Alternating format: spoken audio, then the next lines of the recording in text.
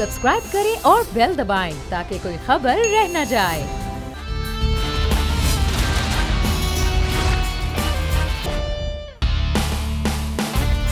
अस्सलामुअलैकुम। Special report with Mudassar Iqbal के साथ हाजिर खिदमत है। नाज़रीन, आज़ाद कश्मीर इलेक्शन मुकम्मल हो गए और आज वज़ीर आज़म आज़ाद कश्मीर भी मुंतखब हो गए। पाकिस्तान तहरीक इंसाफ के उम्मीदवार अब्दुल क़य्यूम नियाज़ी आज कामयाब हुए और जो मुत्तहिदा अपोजिशन के मुतफ़क़ा उम्मीदवार थे लतीफ़ अकबर साहब, वो नाकाम हो गए हैं। बहरहाल ये नज़र आ रहा था कि पाकिस्तान तहरीक इंसाफ जिसने 32 नशिस्तें हासिल की थी वो आसानी से कामयाब हो जाएंगी और ऐसा ही हुआ है।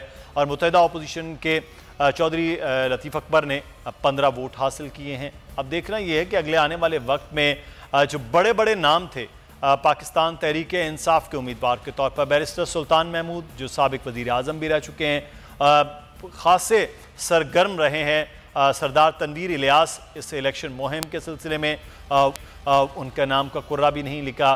फिर ख्वाजा फारूक साहब हों, उनका नाम भी नहीं निकला, और निकला था तो फिर वो नियाज़ी साहब के नाम पर। और आज वो वज़ीर आज़म के तौर पर सामने भी आ गए। पूंछ का जो डिवीज़न है उसको वजारत उस्मा भी चली गई है। मुकम्मल हो गया अमल। अब कुछ देर के बाद कहा जा रहा है कि हलफ बर्दारी की तकरीब भी ऐवान सदर में होगी। हमारे नुमाइंदे उमर हयात हमें सुबह से रिपोर्ट कर रहे हैं, जो खुसूसी तौर पर वहाँ मौजूद हैं मुज़फ़्फ़राबाद में, तो उनसे भी बात करेंगे। लेकिन हाँ, साथ ही साथ हमारे मेहमान भी मौजूद हैं।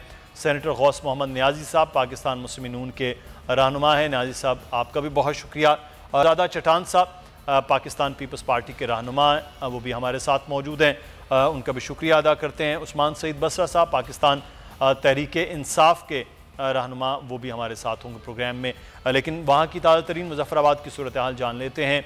उमर हयात, 32 जो नशिस्तें थीं वो थीं उनके पास पाकिस्तान तहरीक इंसाफ के, 33 वोट हासिल उन्होंने किए और चौधरी लतीफ़ अकबर साहब के हिस्से में 15 वोट आए हैं। अमल मुकम्मल हो गया है और अब ये बताया जा रहा है कि हलफ बर्दारी की तकरीब भी आज ही कुछ देर के बाद होगी। किस तरह से वोटिंग का अमल रहा है? और पहले आप बता रहे थे सरदार अतीक साहब नहीं आए, तो क्या वो भी पहुंचे, वोट डाला या नहीं वोट डाला गया?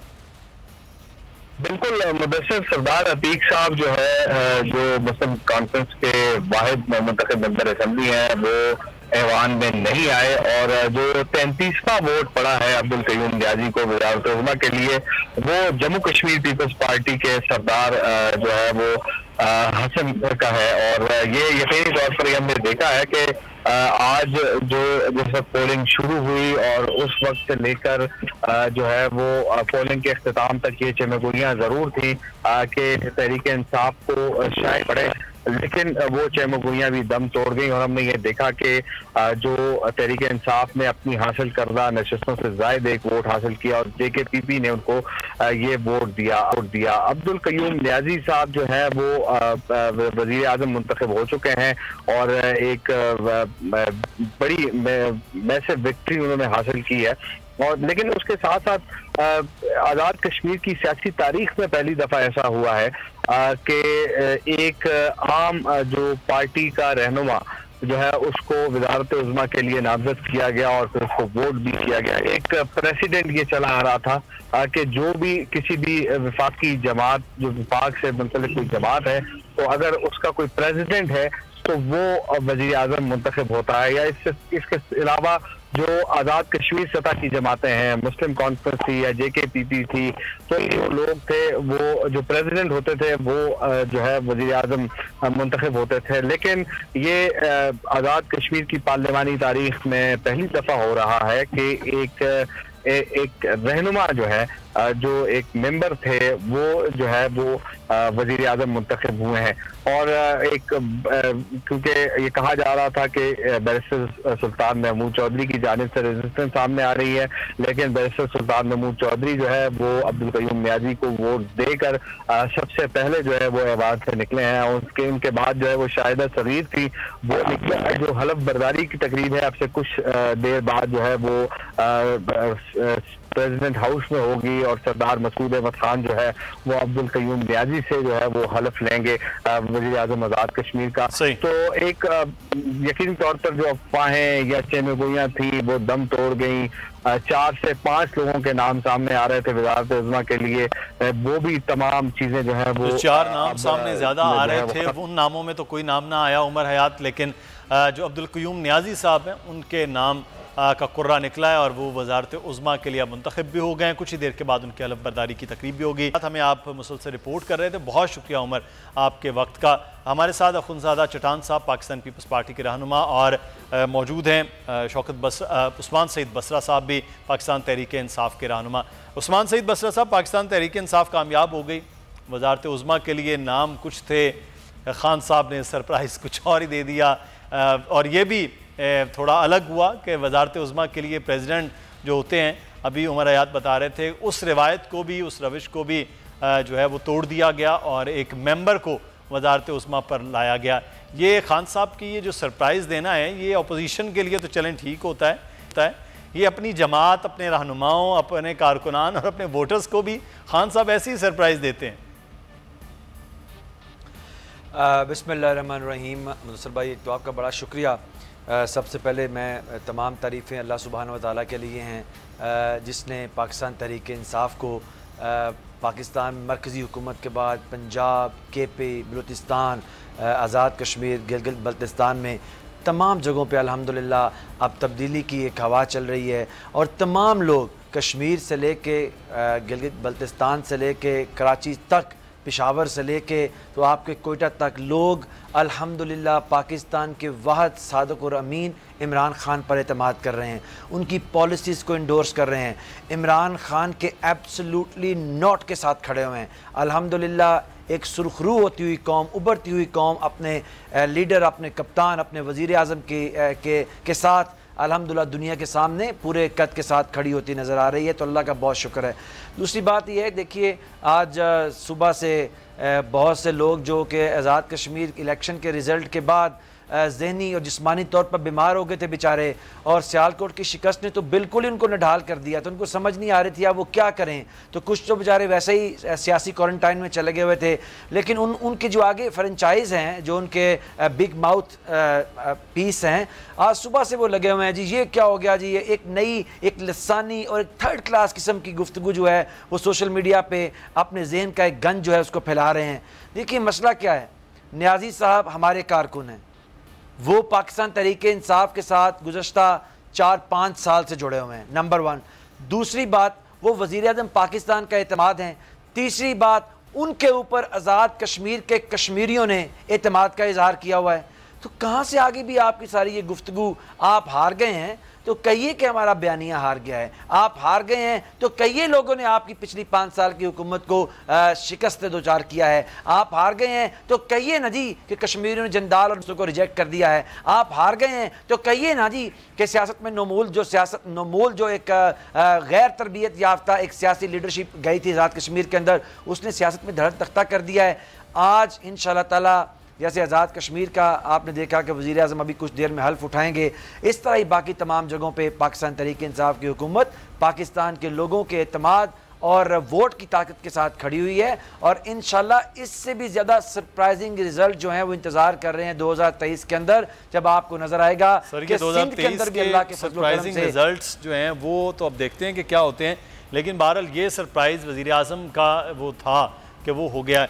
अखुंज़ादा चटान साहब, पाकिस्तान पीपल्स पार्टी के आज मुत्तहिदा अपोजिशन के मुतफ़िका उम्मीदवार चौधरी लतीफ़ अकबर साहब बड़े ख़ास सीजन पॉलिटिशियन हैं, और लतीफ़ अकबर साहब ने पाकिस्तान पीपल्स पार्टी को काफ़ी ज़बरदस्त किस्म की नशिस्तें, जो लग नहीं रहा था रिज़ल्ट से पहले, और जो सर्वेस थे वो भी उस तरह से नहीं आ रहे थे, लेकिन पाकिस्तान पीपल्स पार्टी ने बड़ा सरप्राइजिंगली 11 सीट्स, फिर उसके बाद एक मखसूस नशिस्त और 12 सीट्स लेकर आज वो असम्बली में मौजूद हैं। लेकिन सर एक चीज़ यहाँ पर यह है कि पाकिस्तान तहरीक इंसाफ हुकूमत बना गई है, वर्किंग रिलेशनशिप जो हमने यहाँ देखा है कौमी असम्बली में ख़ास तौर पर, कि सेनेट में वो खासा तुंदो तेज़ है, बड़ा एक सख्त है। कश्मीर का इस तरह से नहीं रहा, आपकी 2011 में जब हुकूमत थी तब भी मुस्लिम कॉन्फ्रेंस के साथ भी इस तरह का सख्त नहीं रहा।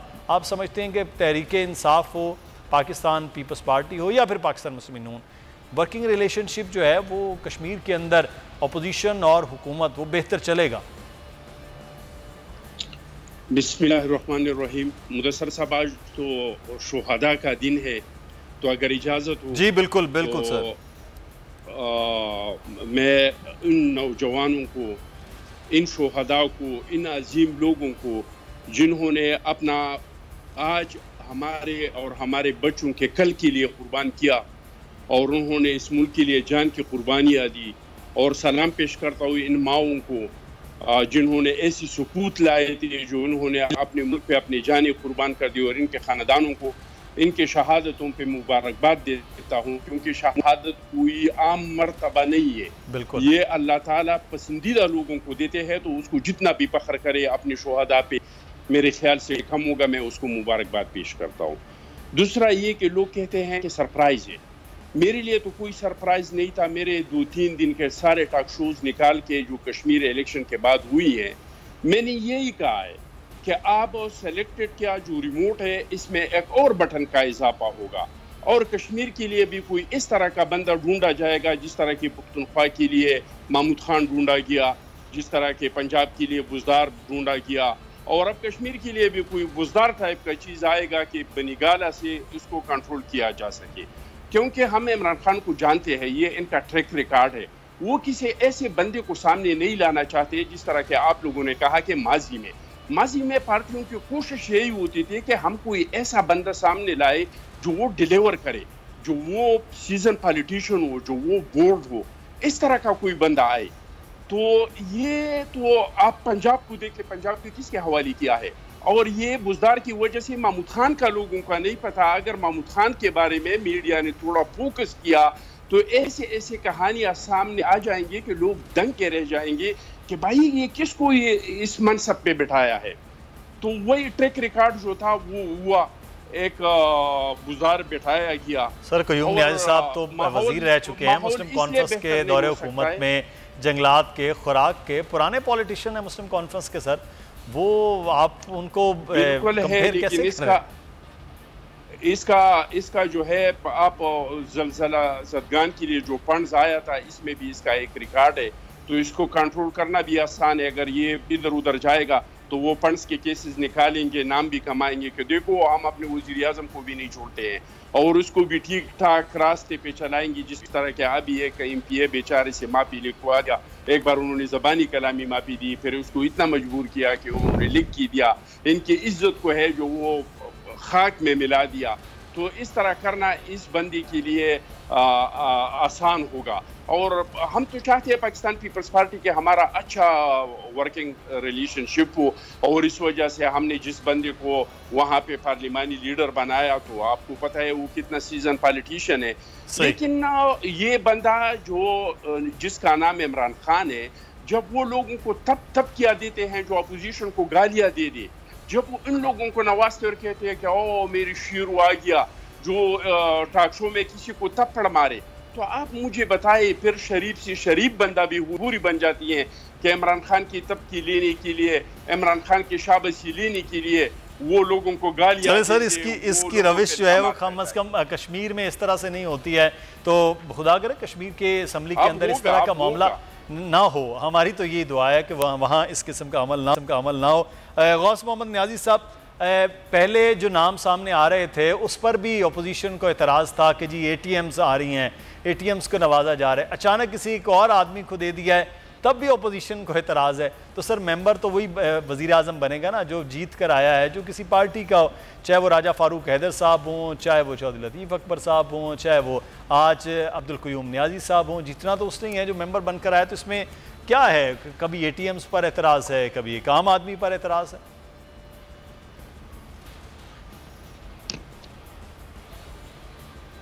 हेलो जी नियाज़ी साहब। जी बिस्मिल्लाहिर्रहमानिर्रहीम। आज आज़ाद कश्मीर के वज़ीर का इंतखाब हुआ। बिल्कुल इससे पहले जिस तरह बातें हो रही थी, जिस तरह मेरे भाई चडान साहब फरमा रहे थे कि हमेशा प्राइम मिनिस्टर की यही कोशिश रही है कि किसी ऐसे बंदे को वज़ीर आज़म बनाया जाए तो मेरे लिए कोई प्रॉब्लम क्रिएट कर सके। बुज़दार साहब देख लें, महमूद जान साहब देख लें, और मेरे हमारे क़य्यूम नियाज़ी साहब देख लें, तो ये उनकी चॉइस है, उनका जो चॉइस है ना कारकर्दगी नहीं है कि कारकर्दगी को जो मुल्क को चला सके या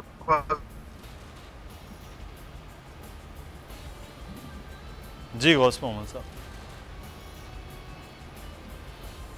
गौस मोहम्मद साहब से दोबारा से हम रब्ता करते हैं, शायद कुछ लाइन का डिस्टॉर्शन आ रहा है। बसरा साहब, अब 1 साल से इलेक्शन चोरी हो, तो आज मरियम औरंगज़ेब साहिबा की न्यूज़ कॉन्फ्रेंस भी इस्लामाबाद में हुई और कह रहे जो ATMs आज़ाद कश्मीर में प्लांट की गई और वो जो प्लान कर रहे थे अब उनको भी आज आराम आ गया होगा। 3 साल से ATMs और माफियाज इस मुल्क पर काबिज़ हैं और अब वही सूरत हाल कश्मीर के अंदर वो नज़र आ रही होगी। इस किस्म की खासी कड़ी तनकीद आप पर हो रही है। मुदस्सर, मेरे ख्याल में मरियम औरंगज़ेब को उनकी तो नौकरी यही है, इसी बात की तो वो तनख्वाह लेती हैं, इसी वजह से तो वो असम्बली के अंदर बैठी हुई हैं और उनमें क्या कारकर्दगी है उनकी, फ़कत ज़ुबान दराजी, इसके अलावा तो कुछ नहीं है। अब मसला ये है कि अब क्योंकि अपना ही कहा हुआ निगलना पड़ रहा है, जिसको हम उर्फ़ आम में कहते हैं अपना ही थूका चाटना पड़ रहा है। कल तक यही मोहतरमा कह रही थी ATMs को ला रहे हैं, फ़लान कर रहे हैं। अब जब इमरान खान ने अपना एक कारकुन जो है वो उतार दिया है मैदान के अंदर, तो अब बेचारों को अपना इनको समझ नहीं आ रही कि अब करें तो करें क्या, कहें तो कहें क्या, क्योंकि इनके सारे अंदाजे तो इमरान खान के मुतल्लिक़ गलत साबित हो रहे हैं। अच्छा, एक बात चट्टान साहब ने बड़ी ज़बरदस्त की है, अभी मुस्कुरा रहे हैं माशाल्लाह बड़े खिलखिला के। इन्होंने कहा जी कि तो सर वो तो कह रहे हैं ना बुज़दार साहब और महमूद खान लगा रहे हैं आपके ना खबरी पे मुस्कुराया कि आपका जी मैं अभी इन्हीं के शामिल हुआ है PTI में। अच्छा चट्टान साहब, तो मैं चट्टान साहब देखिए 2 साल हो गए सर तकरीबन। इनको नहीं पता ना, चट्टान साहब को जो फेसबुक पे चलता है वही पढ़ते हैं, चट्टान साहब को जो व्हाट्सएप ग्रुप के अंदर आता है वही बात करते हैं। अब अपनी इन्फॉर्मेशन तो थोड़ी कहीं से लेते हैं, लेकिन एक बड़ी इन्होंने अच्छी बात की है, एटलीस्ट इन्होंने जो बात एक की है ना वो मेरा उस पर कमेंट ले लीजिए। मुदस्सर, इन्होंने बड़ी खूब बात की, इन्होंने कहा जी कि ऐसे आदमी को लगाया जाए जिसके ऊपर कुछ इल्ज़ामात हों तो उसको कंट्रोल करना आसान होता है।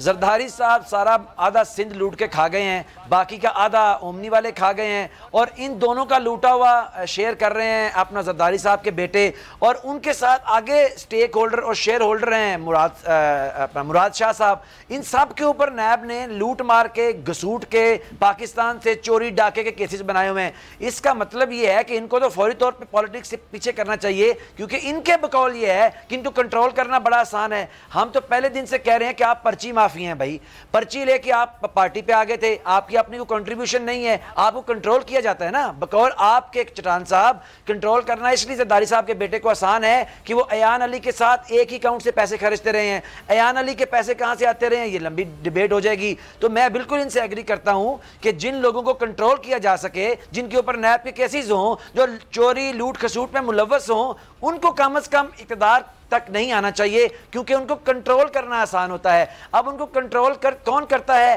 जी चट्टान साहब अभी सोच रहे हैं, बात बना रहे हैं मेरे जवाब में कि मैं बताऊंगा कंट्रोल कौन करता है। तो भाई जारी बात है, जो पैसे देते हैं वो कंट्रोल भी करते होंगे। तो मेरे ख्याल में मुराद शाह साहब को हटाना चाहिए, क्योंकि वो क्राइम पार्टनर हैं ओमनी वालों के साथ, उनके ऊपर इल्जामात है, नंबर 1। दूसरी बात यह है मैं दोबारा चट्टान साहब से कहूँगा, देखिए ये जो बोल्ड टेलीविज़न है, दूसरे कितने भी टेलीविज़न है, ये नेशनल टेलीविज़न है, नेशनल ब्रॉडकास्ट है, इनके ऊपर हमें बैठ के फेसबुक और ट्विटर की इंफॉर्मेशन नहीं शेयर करनी चाहिए, क्योंकि वहाँ तो एक डिफेक्टिव किस्म का प्रोपेगेंडा चल रहा होता है। अभी जैसे मुदस्सर ने कहा कि ये साहब 2 साल से हमारे साथ हैं, मैं आपको बता रहा हूँ 3.25 साल से हमारे साथ हैं। अब आपने अखवंजा चट्टान, आपने रात को 2-3 और शो भी करने हैं, वहां जाके फेसबुक की इंफॉर्मेशन शेयर नहीं करनी है आपने, वहां पे ये इंफॉर्मेशन बाय करके जाए, बिल्कुल रियल जेन्युइन इंफॉर्मेशन। बस साहब ले लेते, वो मुस्कुरा भी रहे हैं, अभी भी पहले कहका लगा रहे थे, मुस्कुरा रहे, लेकिन गौस मोहम्मद न्याजी साहब का बात मुकम्मल नहीं, मैं चाहूंगा न्याजी साहब जो हैं उनकी बात मुकम्मल हो जाए। जी न्याजी साहब। जी वो मैं ये कह रहा था कि खान साहब की प्रायोरिटी ये नहीं होती कि कोई उस इलाके की तरक्की के लिए काम करे या कोई जिसमें कोई घर सो या कोई वीजा वाला बंदा हो। उनकी ये प्रायोरिटी होती है कि जो उनका ओबीडियंट हो, कि जो वो खुद चाहते हैं कि पूरे मुल्क में, पूरे 4 सूबों में आज़ाद कश्मीर खुद हुकूमत करें, और बात सब के लिए हुकूमत करते हैं। अब पंजाब से हूँ तो मैं पंजाब में देखता हूँ कि जिस किस्म की गवर्नेंस है, जिस किस्म की महंगाई है, एक ही शहर में जो है मुख्तलिफ रेट है। एक कोने में 102 रुपए है तो दूसरे कोने में 105 है, तीसरे में 108 से 110 तक है। तो ये चीजें उनको उसको ही सरोकार है कि आम बंदा किस तरह पिस रहा है। और फिर जब कौम से खिताब करते तो कहते हैं कि जी घबराए नहीं, जनूबी एशिया में जो है हमारा सबसे सस्ता पेट्रोल है, जब महंगाई सबसे कम है, तो ये लोगों के जख्मों पे जो है नमक छिड़कने के बराबर है। तो अब क्या कर सकते हैं, एक तो टोला जो है मुसल्लत हो गया इस पे। इसको हम भी चाहते हैं कि इनको लोग अच्छी तरह देख लें कि जिस तरह ये न कहे कि हमें मौका नहीं मिला और हमारे। सर ये तो बड़ी बात है, अब आप कह रहे हैं सब के हम चाहते हैं कि लोग देख लें, वरना आज से साल पहले तो आप कह रहे थे कि बस अब गई हुकूमत, कल गई हुकूमत, परसों लात मार के गिराई, चौथे दिन पे खत्म। जी जी अच्छा सही। अगर हम चाहें सारे पुरुष पार्टी इकट्ठे हो जाए, कोई मसला नहीं है। सरदारी साहब हमारे से क्यों नाराज है? वो कहते हैं जी अगर मेरा बात है, मेरी गारंटी है, मैं इसके बाद पास कराता हूँ, अब चाहे पंजाब में लाए चाहे बरकत में लाए। देखो हम चाहते हैं लेकिन ये लोग एक्सपोज हो, तो ये ये नहीं कह रहा सर, ये भी एक चीजों में तब्दीली आ गई। न्याजी साहब ये बिल्कुल हो सकता है। न्याजी साहब ये अपोजिशन पार्टी अच्छा एक मसला नहीं है। मैं खुनजादा चटान साहब के बाद सर, ये न्याजी साहब वजीर आजम पाकिस्तान, न्याजी साहब वजीर आजम आज़ाद कश्मीर, ये न्याजी साहबान के खिलाफ बड़ा प्रोपेगेंडा चल रहा है। अब खुद न्याजी है और एक बड़ी आपका कबीला है, ये न्याजियों पे इतना ज्यादा क्यों लोगों की नाराजगी चल रही है? देखिए जी, न्याजी कौम है और हर कौम में अच्छी। मैं चटान साहब सिर्फ एक जुमला ले लूं, फिर मैं चटान साहब आपसे तफसीली बात करते हैं। आपकी मुस्कुराहट और कह के भी जानते हैं। न्याजी साहब मैं आपसे सवाल था सर, कि न्याजियों पर क्यों आज मैं सोशल मीडिया देख रहा हूँ हर बंदा उस पर जो है वो तानो तशनी पे लगा हुआ है? तो देखो आप एक चीज तो नहीं कहवाई, जो नेवल चीफ है वो भी अमजद न्याजी साहब हैं, आपको पता ही इससे नोटिस में हो गया नहीं। तो ये बाई चांस है मेरे ख्याल में। मैं ये नहीं कहूँगा क्यों प्रोपेगेंडा तो नहीं होना चाहिए। गालबन मैंने थोड़ा बहुत सोशल मीडिया पे देखा है कि जी क्योंकि एक न्याजी वो ढाका में सरेंडर किया था तो लोग उसके खिलाफ ही मिला रहे हैं। तो इसमें इस पर नहीं होना चाहिए, लेकिन मेरा ये असूली मौक़िफ़ है कि कारकर्दगी की बिना पर जो कारकर्दगी की बिना पर यकीनी तौर पर होना चाहिए, डिलीवर कर सके जो इसका विजन हो उस इलाके की। ठीक है, मुझे यहाँ पर एक ब्रेक के लिए मुझे लेना है, उसके बाद वापस आएंगे जी, मजीद बात करते हैं। मेहमान हमारे साथ मौजूद हैं, आप भी हमारे साथ रहिएगा।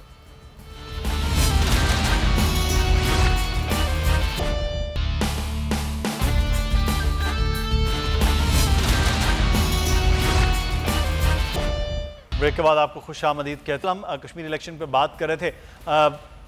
खुनजादा चटान साहब, आप बड़े मुस्कुरा रहे हैं, कोई बात है जिसको छुपा रहे हैं? सर आपकी बड़ी मुस्कुराहट चल रही थी, कह के चल रहे थे, क्या कहना चाह रहे थे आप?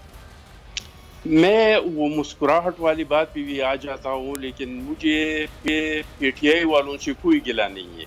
अच्छा। और जहाँ तक बसरा साहब का बात है, ये तो मेरा भाई है, ये बिल्कुल सीधा साधा इंसान है, इससे तो बिल्कुल गिला नहीं है।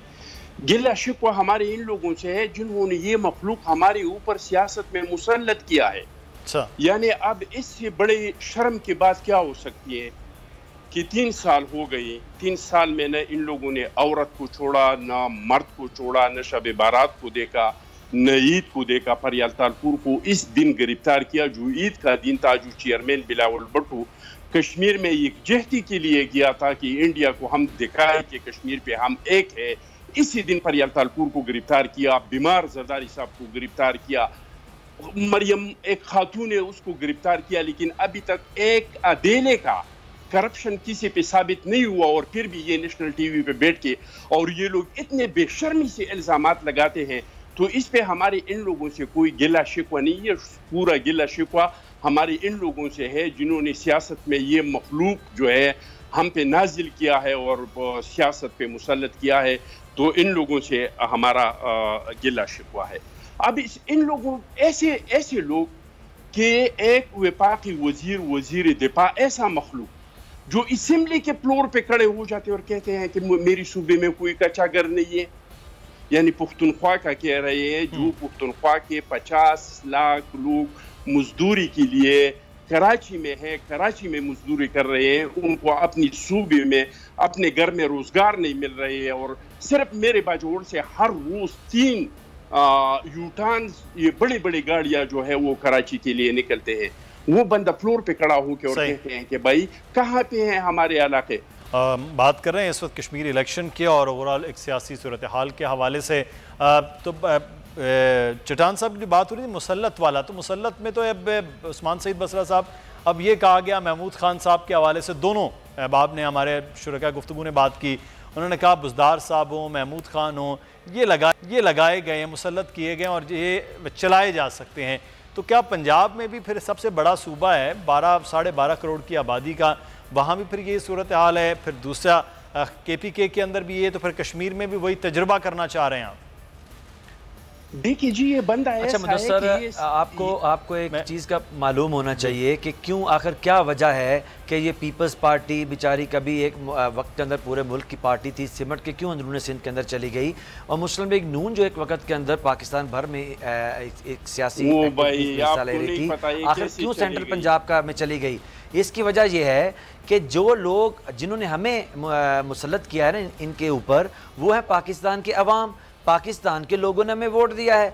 अब क्योंकि ये उन लोगों को तानो तशनी करते हैं और उनके ऊपर फप्तियाँ कसते हैं टीवी पे बैठ के, इसलिए वो लोग इनको अपने वोट की ताकत से जवाब दे रहे हैं। अब अखवंजा चटान साहब को ये मालूम नहीं, और अगर मैं शर्त लगाता हूँ अगर इनको मालूम हो, अगर ये मुझे नाम बताएं कि हमें तो PP 38 के अंदर लोगों ने मुसल्लत कर दिया ना दोबारा, ये बताएं ना वहाँ पीपल्स पार्टी का उम्मीदवार कौन था जिसको ये मुसल्लत करवाने गए थे, नंबर 1। दूसरी बात यह है कश्मीर के अंदर अभी जो इलेक्शन हुआ है, लोगों ने वोट की ताकत से हमें फिर मुसल्लत कर लिया है कश्मीर के ऊपर। अब जब आप लोगों को वोट की ताकत को, लोगों की इस जमहूरी हक को गाली देंगे यहाँ बैठ के कि जिन लोगों ने मुसल्लत किया है वो लोग हैं जो आपको पूरे मुल्क से रोल बैक करके लपेट के आपको फेंका है उन्होंने सेंटर पर जाके अंदरूनी सिंध के अंदर। तो इसलिए भाईजान वोट की ताकत को आप बुरा भला ना कहा करें। लेकिन मेरा मुदस्सर एक शिकवा है बड़ा इनसे। देखिए ये तो कहते हैं ये तो पाकिस्तान के लोगों के वोट की ताकत को कह रहे हैं, उन्होंने मुसल्लत किया, उनको गाली भी दे रहे हैं, लेकिन मैं तो नहीं दे सकता ना जिन लोगों ने इनकी लीडरशिप को हमारे ऊपर मुसल्लत किया हुआ है। भुट्टो साहब का नाम बेचने वाला ये चोरों ठगों का टोला जो है, अब मैं कहां से ढूंढूं भुट्टो साहब को जाके कि भुट्टो साहब आपने क्या लोग अब पीछे छोड़ के हम पे मुसल्लत कर गए हैं। मैं बेनज़ीर भुट्टो को कहां से ढूंढूं शहीद को जाके कि आए निकले बाहर। अपने खावंद को अपनी जिंदगी के अंदर तो आपने मुल्क बदर कर दिया था, उनको आप बोलती नहीं थी, और अखवंजा चटान ने उसको मुसल्लत कर रहा है अपने ऊपर लीडर के तौर पे। अब मैं तो उनको पूछ ही नहीं सकता हूं ना, वो चले गए बेचारे जन्नत के अंदर दुनिया छोड़ के। अब उन्होंने उनकी पर्चियों के ऊपर, जाली पर्चियों के ऊपर भुट्टो का नाम लेके जरदारी खानदान मुसल्लत हुआ है सिंध के ऊपर अजाब की सूरत में, और उनके बेटे जो जरदारी के बच्चे हैं अपने दादा का नाम कहीं लेते नहीं है, वो मुसल्लत हुए हैं जाली पर्ची के ऊपर। आप मुझे बताएं मैं किसके हाथ पे अपना लहू तलाश करूं, क्योंकि भुट्टो साहब भी चले गए और बीबी शहीद भी चली गई, वो तो बता नहीं सकते ना आके कि ये जाली चोरों का टोला है भाई, ये ठगों का ग्रुप है, ये वो डायने हैं जो 7 घर भी नहीं छोड़ रही, जो 7 वाला घर भी नहीं छोड़ रही। तो मैं तो किसी से शिकवा भी नहीं कर सकता, कर लिया ना जिन्होंने हमें मुसल्लत किया है पाकिस्तान के लोगों से, तो वो कर रहे हैं कि अब आवाम जो है वो अब शिकवा शिकायत किससे करें। ये भी बहरहाल एक बड़ा आम मामला है कि इस वक्त जो महंगाई की सूरत हाल, आज का टॉपिक वो हमारा नहीं है, हम चलेंगे अगले आने वाले दिनों में। हम शुक्रिया अदा करते हैं, इस पर मजीद बात होगी कि पेट्रोल महंगा है, बाकी चीज़ें महंगी हैं, तो पेट्रोल कौन करेगा। उस्मान सईद बसरा साहब आपका भी शुक्रिया, अखुंज़ादा चटान साहब आपको बहुत शुक्रिया, गौस मोहम्मद न्याजी साहब भी हमारे साथ मौजूद थे। आगे बढ़ेंगे, एक अच्छी खबर पाकिस्तान के हवाले से वो आपको देते चलें कि एक तरफ हम ये देख रहे हैं कि पाकिस्तान में ओलंपिक्स गेम्स के हवाले से खासी मायूस कुन कारकर्दगी नज़र आई है, लेकिन पाकिस्तान में एक अच्छी खबर ये आई कि जेवलिन थ्रो के अंदर पाकिस्तानी अब एथलीट फाइनल राउंड में पहुंच गए हैं और कह रहे हैं कि अब दुआ की जाए कि ये मेडल जो है तमगा वो लिया जाए और वो पाकिस्तान के लिए कौम को पूरी कौम से दुआओं की अपील भी किया। मियाँ चन्नू से ताल्लुक़ रखने वाले हमारे एथलीट और ख़ास तौर पर मियाँ चन्नू में इतने छोटे इलाके में जो इस वक्त उनके अहल खाना का, उनके अहल इलाका का वो क्या कहना है, हमारे नुमाइंदे इस वक्त अरशद नदीम मौजूद हैं, उनके अहल खाना का अरशद क्या कहना है। इलाके में तो इतनी सहूलियात नहीं है, लेकिन ओलंपिक्स के फ़ाइनल राउंड तक पहुँचना एक ख़ासा अहमियत का हामिल है। पाकिस्तान का सपूत, पाकिस्तान का फ़ख्र अरशद नदीम, जिसने टोक्यो ओलंपिक गेम में फाइनल के लिए क्वालिफाई हो के ना सिर्फ अपने ख़ानदान, ना सिर्फ अपने इलाके, बल्कि पूरे पाकिस्तान का सर फ़ख्र से बुलंद कर दिया है। उस लेजेंड के घर इस वक्त बोल्ड न्यूज़ की टीम मौजूद है, जहां पर अरशद नदीम की पैदाइश हुई और उसने अपनी तमाम उम्र इस घर में गुजारी। इस वक्त हमारे साथ अरशद नदीम के वालिद, उसकी अहले खाना और उसके दोस्त हमारे साथ मौजूद हैं। हम इनसे बात करने की कोशिश करेंगे। सबसे पहले अरशद नदीम के वालिद से, सबसे पहले तो आपको बहुत बहुत मुबारक हो, आपके बेटे ने ना सिर्फ आपका बल्कि पूरे मुल्क का सर फ़ख्र से बुलंद कर दिया। तो इस खुशी के लम्हे में कैसे इसे आप देख रहे हैं और कैसे इसे एंजॉय कर रहे हैं?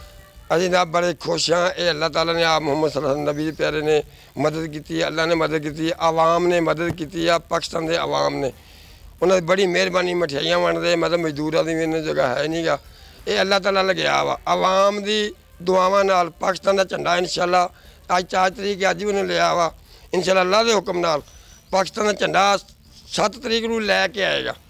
मेरा इंशाअल्लाह मान है, दिल भी मनदा वा और बच्चे ने भी मेरे बात की है 7:30 बजे, कहता अबू मैं दुआवां करी मैं झंडा लैके आवागा पाकिस्तान 7 तरीक इंशाअल्लाह अल्लाह के हुक्म नाल। तो ये बताएं कि नदीम जब ओलंपिक गेम के लिए घर से जा रहा था तो क्या कह कर गया था वो आप लोगों को? वो कहना जी अबू तू दुआ करी इंशाअल्लाह मैं जीत के आवागा। तो ये बताएं कि अरशद चूँकि शुरू से ही इसे खेल रहा था और शुरू से एथलीट था, तो उसकी शुरू से क्या ख्वाहिश थी, वो क्या करना चाहता था? जनाब ये 10-12 साल लगा सी, मैं गोला सुटता सी, आप खुद शकीन सी, इन्हें गोला सटाना शुरू कर दिता। फिर मैं किसी बांस पुट लेंदा, उन्हें अगले बने में लोहे की निप्पल जी लाती, ये मैं पुत नेजा सुटन लग पाया। फिर शी साहब साखी साहब मेरे दोस्त सी, मैं उन्होंने को भेज दिता, उन्होंने नेजा लैके दिता, कि लभ के लैके दिता। उन्होंने बड़ी मेहनत की है, उस तो बाद फिर लाहौर वाले लै गए, इतों गांह की गांह तुरे गए। मेरे अल्लाह की करनवाजी है जी बिल्कुल। अरशद को बचपन से ही नेज़ा और गोले फेंकने का शौक था और यही शौक उसे आज ओलंपिक गेम्स में ले गया। हमारे साथ अरशद के दोस्त भी मौजूद हैं जो कि उनके क्लास फेलो भी, हम उनसे ही बात करते हैं। जी आप बताएं कि आप तो अरशद के क्लास फेलो भी हैं, तो अरशद क्लास टाइम में और स्कूल टाइम में क्या ये खेल का शौकीन था और क्या वो इस खेल को किस तरह देखता था? बिस्मिल्लाहिर्रहमानिर्रहीम। प्राइमरी तक तो वो शुरू में फ़ुटबॉल ज़्यादा उसको शौक़ था, उसके बाद क्रिकेट की तरफ उसका थोड़ा सा रुझान बढ़ा, लेकिन उनके वाल साहब जैसे कि बता रहे थे कि उन्होंने फिर अरशद से कहा मियां चन्नू से हमें रिपोर्ट कर रहे हैं, जहां पर अरशद के घर वाले खासे खुश नज़र आ रहे हैं और दुआ है कि अरशद जो है वो ओलंपिक से मेडल लेकर आए। और हम बात करेंगे कोविड की सूरत हाल और उससे फैलने वाले और मसाइल जो जन्म ले रहे हैं उसके हवाले से। डॉक्टर अताउर रहमान साहब हमारे साथ मौजूद हैं, साइंसदान भी हैं लेकिन कोरोना टास्क फोर्स को भी हेड कर रहे हैं पाकिस्तान में। डॉक्टर साहब आपको बहुत शुक्रिया सर, कीमती वक्त दिया। और हमारे साथ इस वक्त मौजूद हैं रिजवान इरफान साहब, प्रेसिडेंट है इलेक्ट्रॉनिक्स मार्केट कराची में। बहुत शुक्रिया रिजवान साहब आपके वक्त का भी।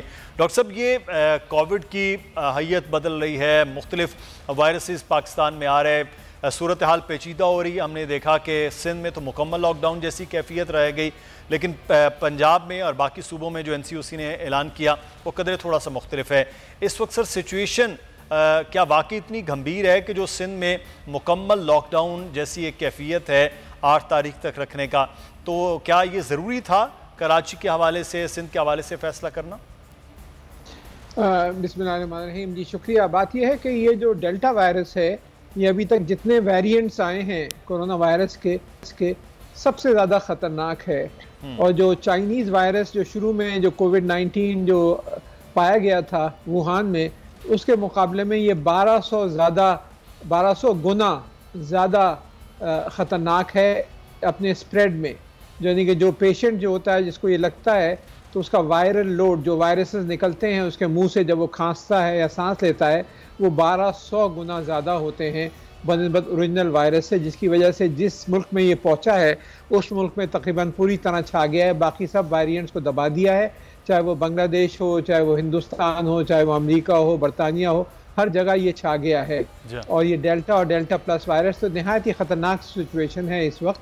अभी इस वक्त हम 4000 से 5000 के दरमियान रोज़ाना केसेस जो ऑफिशियल रिपोर्ट हो रहे हैं, जो कि बहुत ही ख़तरनाक सिचुएशन है। इस वक्त बॉर्डर लाइन पर है, इस वक्त हमने कंट्रोल नहीं किया तो ये बहुत तेज़ी से आगे बढ़ सकता है, आउट ऑफ कंट्रोल भी हो सकता है। तो इस वजह से ये इकदाम जो NCOC और डॉक्टर साहब जो आप फरमा रहे हैं कि बड़ा ख़तरनाक किस्म का वायरस है, इस की वजह से बहुत ज़्यादा अमवात भी पाकिस्तान में भी अब रिपोर्ट होना दोबारा शुरू हो गई हैं। रिजवान साहब इस वक्त तकरीबन 8 दिन का ये बंदिश है जिसमें 2-3 दिन की वजह से छुट्टी है, कितना ज़्यादा नुकसान आपकी अगर सिर्फ मार्केट के हवाले से, इलेक्ट्रॉनिक्स के मार्केट के हवाले से कहा जाए तो वो हो जाता है अगर इस किस्म की बंदिश हो जाए? देखिए, रोजाना का अगर हिसाब लगाते हैं तो तकरीबन कोई 2 से 3 अरब रुपए का नुकसान है हमारी मार्केट का, सिर्फ रोजाना का। अच्छा। जिसमें मेन जो लोग हैं बेचारे, वो जो रोजाना कमाने वाले लोग हैं, दिहाड़ीदार तबका है, वो पिछड़ा है इसमें। हमने हुकूमत से बार बार दरख्वास्त की कि आप लॉकडाउन की तरफ जाते हैं, हमारे साथ बैठे हैं, हमारे मसाइल हल करें। ये जो लोग बेचारे जिनकी दुकानें बंद हो गई हैं, जो किराया नहीं दे सकते, अपने लोगों को जो सैलरी नहीं दे सकते, ना अब जो है बिजली पानी गैस का बिल भर पाएंगे, कि किस तरह गुजारा करेंगे। आप 2 साल से हम लोग कंटिन्यू जा रहे हैं लॉकडाउन में, और ये जो कोविड का सिलसिला है, ये कोविड तो खत्म नहीं होने वाला। आप देखते हैं अब ये 4था वेरिएंट आ गया है, डॉक्टर साहब ने बताया, ये बड़ा खतरनाक है। इसके बाद और कितने खतरनाक वेरिएंट आएंगे, और कब तक के ये कारोबार बंद होता रहेगा, और कब तक ये दुकानदार जो है अपनी मार्केटें बंद कर करके नुकसान उतर रहेंगे, लोगों को जो है फारिग करते रहेंगे। इसका तो निकालें, वफाकी गवर्नमेंट, सिंध गवर्नमेंट इसका हल तो निकाले। आपने वैक्सीन की तरफ कहा, वैक्सीन हमारे यहाँ तमाम लोगों ने लगा दी, और अभी और भी लोग लगा रहे हैं। अब तकरीबन आप समझ सकते हैं कोई 60 से 70% हमारी मार्केटों में लोगों ने वैक्सीन लगा ली है। तो अब क्या, अब कारोबार खुलेगा या कारोबार बंद होगा, ये हमें बता दिया जाए। अब आपने 1 हफ्ते की छुट्टी कर दी, 8 दिन की, 8 दिन के बाद आगे मुहर्रम का सिलसिला है, फिर उसके बाद जो 8, 9, 10 मुहर्रम वैसी मार्केट बंद होती है, फिर उसके बाद 14 अगस्त है, ये तो पूरा 15 दिन का लॉकडाउन हो जाएगा। 15 दिन लोगों का कारोबार बंद हो जाएगा। क्या हाल होगा लोगों को, बेचारों का, जो रोज कमाने वाले हैं। आप जो है हुकूमत कोई हमें रिलीफ नहीं दे रही, ना जो है हमें बगैर हल क्या है? एक जानिब बड़ा सख्त ये मामला है कि डेल्टा वेरिएंट है, अमवात बहुत ज़्यादा हो रही हैं। पूरे मुल्क में जितनी अमवात होती है उसका आधा सिर्फ कराची में अमवात हो रही हैं।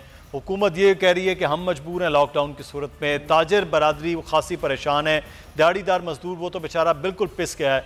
हल क्या हो सकता है इसका? देखिए, हल जो है टेबल टॉक है। हल आप जो है, जो स्टेक होल्डर हैं, आप उनको बुलाएं, ताजिरों को बुला के आप उनका मसला सुने ना। गिव एंड टेक होता है, कुछ आप दें कुछ हम देंगे। हम तो दे ही रहे हैं, अपनी मार्केटें बंद करके, दुकानें बंद करके, नुकसान करके दे ही रहे हैं। नुकसान करके कितना नुकसान करेंगे हम? जो बेचारों सैलरी लोग पर्सन है, उनकी क्या हाल होगा आप समझ सकते हैं। किसकी 17,000 या 20,000 रुपये तनख्वाह महीने की, किस तरह गुजारा कर रहा होगा जो रोजाना कमाता है लोग। आप उसको भी तो सोचे ना। आप सिर्फ लॉकडाउन की बात करते हैं, हमें भी पता है कि ये जो है बीमारी है, इसको किस तरह मिल के अपने एक दूसरे के साथ मिल के इसको हल करना होगा। हम बार बार सरकार से दरख्वास्त करते हैं, लॉकडाउन अब नहीं चलेगा, अब बहुत हो गया, इसका कोई नेमल बदल निकालें। बिल्कुल, ये हल जो है वो रिजवान साहब, वो जब तक नहीं निकलेगा आम आदमी के लिए तो बहुत मुश्किलात रहेंगी। हमारे साथ रहेगा। अब कराची में एक तरफ तो वैक्सीनेशन सेंटर्स पर हम देख रहे हैं कि खासा रश देखने में आ रहा है और SOPs पर वहाँ पर भी अमल नहीं हो रहा। दूसरा, नादरा के दफातर के बाहर वैक्सीनेशन सर्टिफिकेट हासिल करने के लिए शहरियों की बड़ी तादाद मौजूद है। जो मेगा सेंटर है डिफेंस के, वहाँ पर हमारे नुमाइंदे कफ़ील अहमद मौजूद हैं, उनसे बात करते हैं। कफ़ील, आगाह कीजिएगा, यहाँ पर खासा रश देखने में आ रहा है जहाँ पर आप मौजूद हैं। देखिए, वैक्सीनेशन सेंटर्स के ऊपर तो जो लाइन है उसमें उससे जो है वो अगर ये कहा जाए कि कोरोना स्प्रेड होने का ज़्यादा जो है वो इम्कान है, इसलिए कि लोग बहुत बड़ी तादाद में पहुंचना शुरू हो गए। लेकिन अब यहाँ एक और मसला है, डिफेंस फेज़ 2 में नादरा ऑफिस के बाहर ये वैन लगाई गई है और वैन के साथ ये तवील कतार है सर्टिफिकेट जो है वो हासिल करने के लिए। यहाँ लोग सुबह से मौजूद हैं, उनसे बात करेंगे। सर, आप कब से मौजूद हैं और क्या बताया जा रहे हैं यहाँ पर, क्या मामला है? सर, तकरीबन मैं 10 बजे से आया हूँ और ये मेरी दूसरी लाइन है। पहले मैं मेन लाइन पे खड़ा हुआ 3 दफ़ा पूछ के, इन्फॉर्मेशन सेंटर से पूछ के कि वैक्सीनेशन का सर्टिफिकेट रिन्यूअल यहीं होगा। सर, बिल्कुल यहीं होगा। जब नंबर आने लगता है तो एक साहब आते हैं, वो कहते हैं मैं यहाँ का एडमिन हूँ, जिम्मेदार हूँ, ये लाइन ये इसकी नहीं है, आप बराबर में चले हैं। तो पिछले 1.5 घंटे से दोबारा मैं दूसरी लाइन पे खड़ा हूँ। अभी मेरा नंबर आने वाला है, अल्लाह करे का काम हो जाए मेरा। शहरियों को यही मुतालबा है कि जो सेटअप है वो इस तरह किया जाए कि लोगों को आसानी हो और सहूलियात फराहम की जाए। आप देख सकते हैं वहाँ भी लाइन मौजूद है, नादरा की वैन तो मौजूद है। और कफ़ील अहमद हमें इत्तफ़ाक़ कर रहे थे, एक लाइन्स जो हैं वो हमें नज़र आ रहे हैं वैक्सीनेशन के लिए, जहाँ पर SOPs पर अमल नहीं है और इतनी बड़ी तादाद में लोग मौजूद हैं। और यहाँ पर भी वही सूरत हाल है जो सर्टिफिकेट लेने के लिए आए हैं।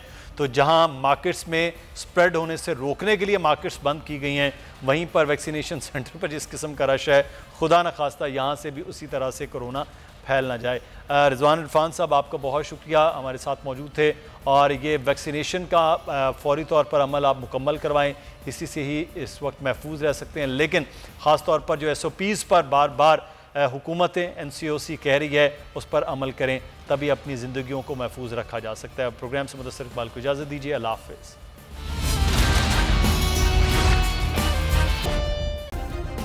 सब्सक्राइब करें और बेल दबाएं ताकि कोई खबर रह न जाए।